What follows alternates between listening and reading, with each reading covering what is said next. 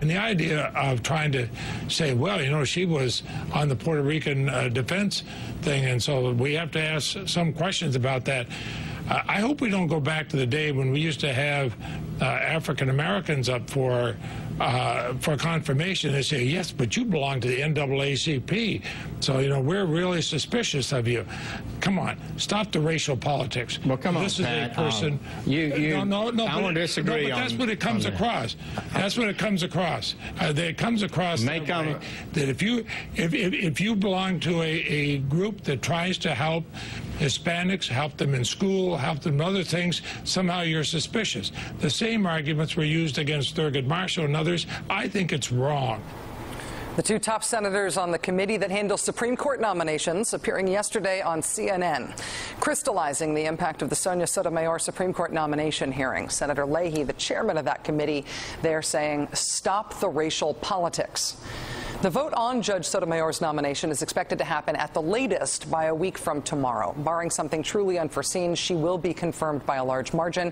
The United States Supreme Court will get its first Latino justice, and the Washington battle over her nomination will be remembered less for what it revealed about the nominee and more for what it revealed about just how much overt racial politics Americans can still stomach. After MSNBC contributor Pat Buchanan penned a column last week urging more overt racial politics over Sotomayor's nomination, he and I had a heated discussion on this show about race and about Judge Sotomayor's nomination. If you missed it, essentially Pat and I had a sharp disagreement over Judge Sotomayor's statement that she's an affirmative action baby. I think that, in our history, some Americans have been kept out of positions of power and wealth and influence by discrimination, and that tends to be a self-perpetuating thing. Restricting the best jobs, the best schools, the best incomes, the best opportunities to a single group tends to set that group up to continue to prosper disproportionately. Historic discrimination doesn't undo itself. It has to be overtly interrupted by affirmatively helping some people from previously excluded groups into positions where they have the opportunity to succeed. So we as a country don't end up sealing in place forever a white supremacist society created by and defined by segregation and Jim Crow and slavery. Current discrimination has to be stopped now, and the ongoing effects of massive structural past discrimination have to be overtly overturned as well. That's my position. Pat sees it differently.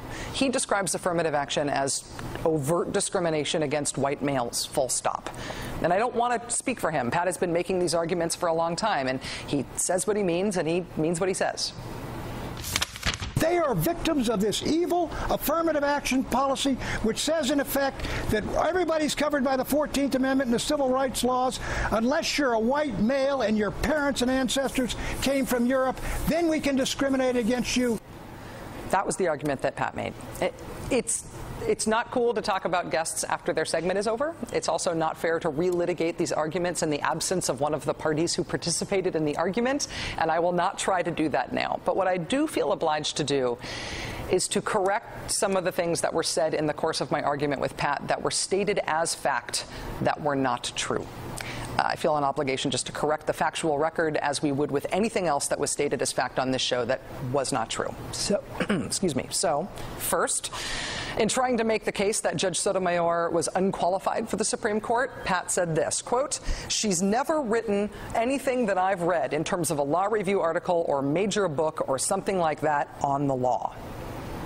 While it may very well be true that Pat has not read Judge Sotomayor's law review articles, he should not have implied that she hasn't written them. Our staff has tracked 5 of the judge's law review articles, the earliest written in 1979, the most recent in 2004.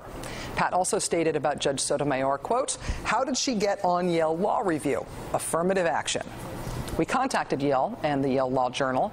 A spokesperson told us that the students themselves choose who's on the Law Journal, and when asked about Pat's affirmative action claim specifically, a spokesperson told us, quote, "That is a statement of opinion by Mr. Buchanan." But here's the statement from my discussion with Pat that does require the most emphatic correction. White men were 100% of the people that wrote the Constitution, 100% of the people that signed the Declaration of Independence, 100% of the people who died at Gettysburg and Vicksburg, probably close to 100% of the people who died at Normandy. This has been a country built basically by white folks. Pat joined us for this discussion from a studio in Washington, D.C. that is not far from the White House. which was, of course, built by slaves who were not white folks. The U.S. Capitol, the physical building, was built by slaves.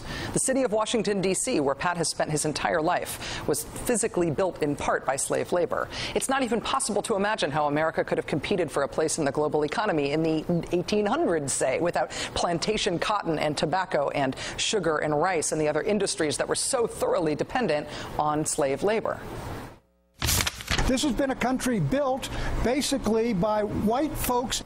That statement is only true if you don't consider anyone other than white folks to be folks. Even if you only consider slave labor, even if, for example, you reimagine the railroads somehow magically building themselves without Chinese laborers. The idea that only white people built America is a fantasy, and it should not have been maintained on this show as fact. As for who has died for this country in combat, more than 200,000 black Americans fought for the Union in the Civil War. Thousands even fought for the Confederacy. 1.2 million African Americans served in World War II, and yes, they were among those who stormed the beaches of Normandy.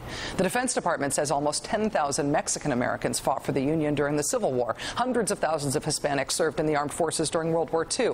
12 Hispanics were awarded the Medal of Honor. 24 Asian Americans received the Medal of Honor for heroism in World War II.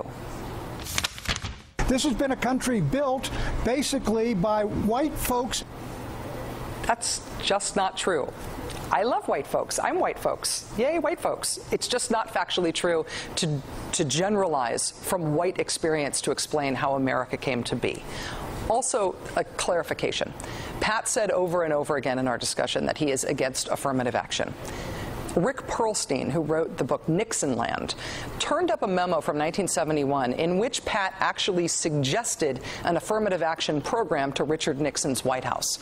It was an affirmative action program for Catholics. Quote, instead of sending the orders out to all our agencies, hire blacks and women, the order should go out, hire ethnic Catholics, preferable women, for visible posts. One example, Italian Americans, unlike blacks, have never had a Supreme Court member. Give those fellows the Jewish seat or the black seat on the court when it becomes available. In other words, choose a Supreme Court nominee in part on the basis of ethnicity and religion, said Pat to Nixon. So those are our corrections and clarifications. Oh, actually one other. Pat also said, quote, the U.S. track team in the Olympics, they're all black folks. The U.S. Olympic track team is not all black folks or otherwise. Also, the Olympic hockey team is not all from Minnesota either, which he also said. We very much regret these errors ending up on the show, and we will be right back.